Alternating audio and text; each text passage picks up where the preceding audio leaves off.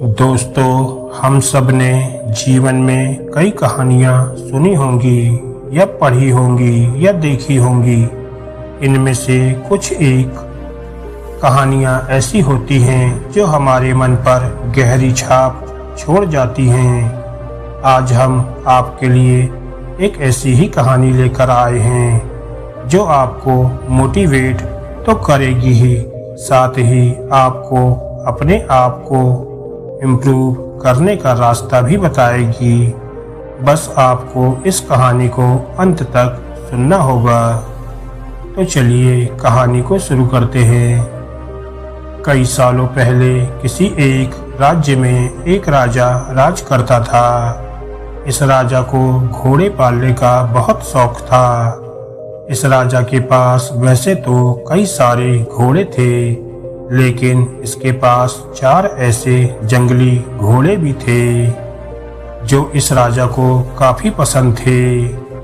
राजा ने इन घोड़ों को ट्रेन करने के लिए कई ट्रेनरों को बुलाया, मगर कोई भी इन घोड़ों को अच्छे से ट्रेन नहीं कर पाया।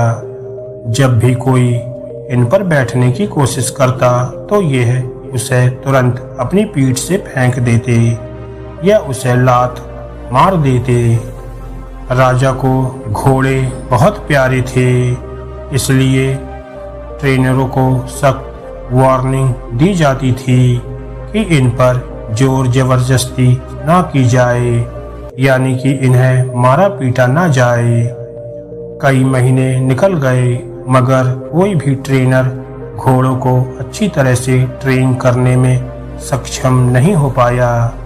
तब राजा ने अपने राज्य में ढिंढोरा पिटवाया कि जो भी व्यक्ति इन घोड़ों को अच्छे से ट्रेन कर देगा उसे बहुत बड़ा इनाम दिया जाएगा। कुछ दिनों बाद एक युवा ट्रेनर राजा के पास आया। राजा ने उसके सामने शर्त रखी कि घोड़ों की ट्रेनिंग बिना मार पिटाई होनी चाहिए। ऐसा उस युवा को बताया। युवा ने राजा की शर्त मान ली और अपनी तरफ से भी राजा के सामने 2 शर्त रख दी। युवा ट्रेनर बोला, मैं आपकी हर शर्त मानने के लिए तैयार हूँ, मगर मेरी भी 2 शर्तें हैं। जो आप मानोगे तभी मैं आपके घोड़ों को ट्रेन कर पाऊंगा। राजा ने कहा, पहले शर्त बताओ। ट्रेनर बोला, पहली शर्त है कि मुझे इन घोड़ों को ट्रेन करने के लिए कुछ महीने या पूरा साल भी लग सकता है, उतना वक्त दिया जाए। और दूसरी शर्त यह है कि इन घोड़ों के खाने पीने रहने का बंदोबस्त पूरा मुझ पर छोड़ दिया जाए। राजा के पास कोई और विकल्प नहीं था।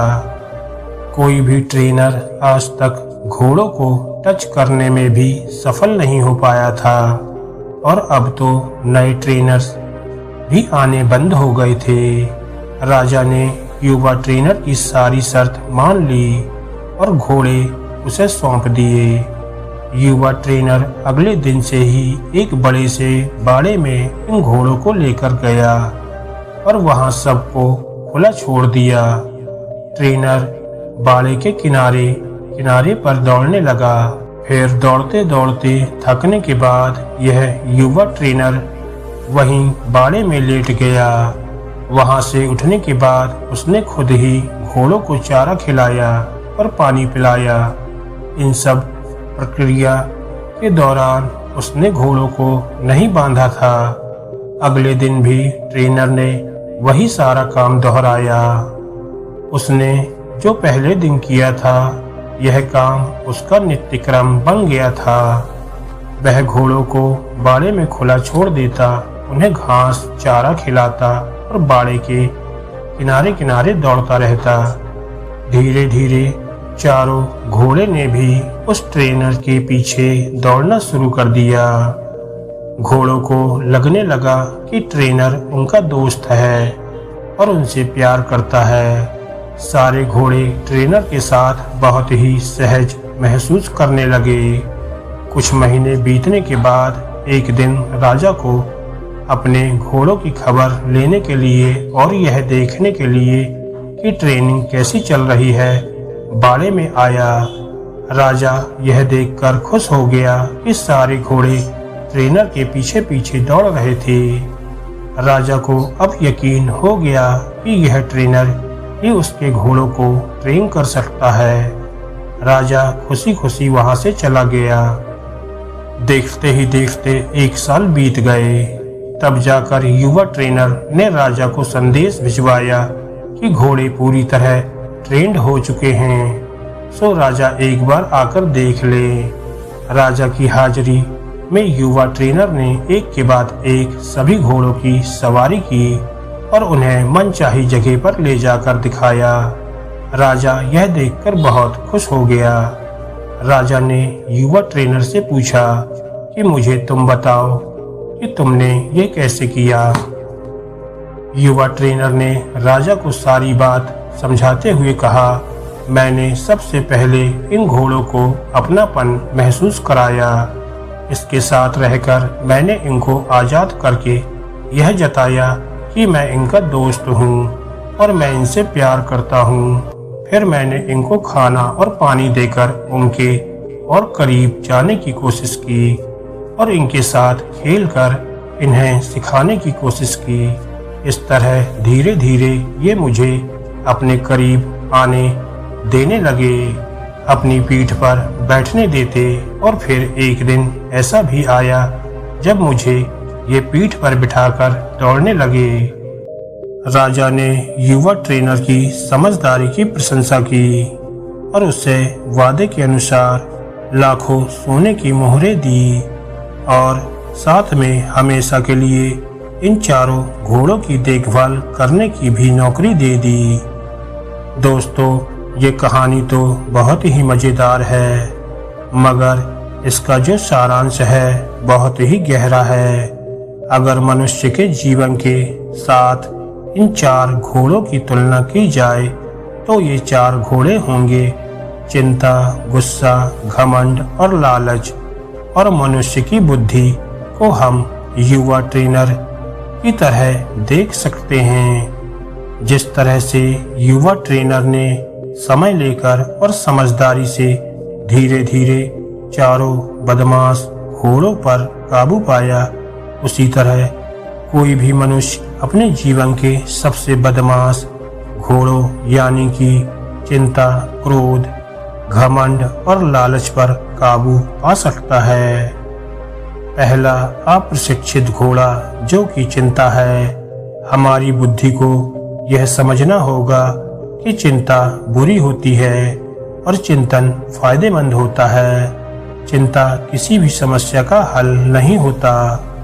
हाँ, चिंतन से हमें नए रास्ते जरूर दिखाई देते हैं। और दूसरा उद्दंड घोड़ा है क्रोध। दोस्तों, कभी कभी जीवन में क्रोध करना आवश्यक होता है, पर कभी कभी ऐसी परिस्थितियां आती हैं जब आपका हक कोई मार रहा हो या बेवजह आप पर जुल्म कर रहा हो, तब क्रोध करना कोई बुरी बात नहीं है। मगर क्रोध कब करना है, कैसे करना है, कितना करना है, किस पर करना है, इन सब की लगाम अपने हाथों में रखना बहुत जरूरी है। तीसरा उद्वंत घोड़ा है लालच। लालच ज्ञान पाने के लिए तो अच्छा है, लालच अज्ञानता का हो तो बुरा है। लालच धन मेहनत से प्राप्त करने की हो तो अच्छा है, लालच बिना मेहनत के गलत तरीके से धन प्राप्त करने का हो तो बुरा है। चौथा और आखिरी घोड़ा है घमंड। मैं ये काम कर सकता हूँ, इसे गर्व से कहेंगे, और सिर्फ मैं ही इस काम को कर सकता हूँ, ये घमंड होता है। बस यही सारे फर्क बुद्धि रूपी ट्रेनर से इन बदमाश घोड़ों को समझाना होगा। फिर आपके ये चारों बदमाश घोड़े भी देखिए कैसे आपके कंट्रोल में आते हैं। दोस्तों, हम उम्मीद करते हैं कि आपको इस कहानी से जीवन की बहुत बड़ी सीख मिली होगी और ऐसी ही मोटिवेशनल कहानियों को सुनने के लिए हमारे चैनल को सब्सक्राइब करना ना भूलें। धन्यवाद दोस्तों।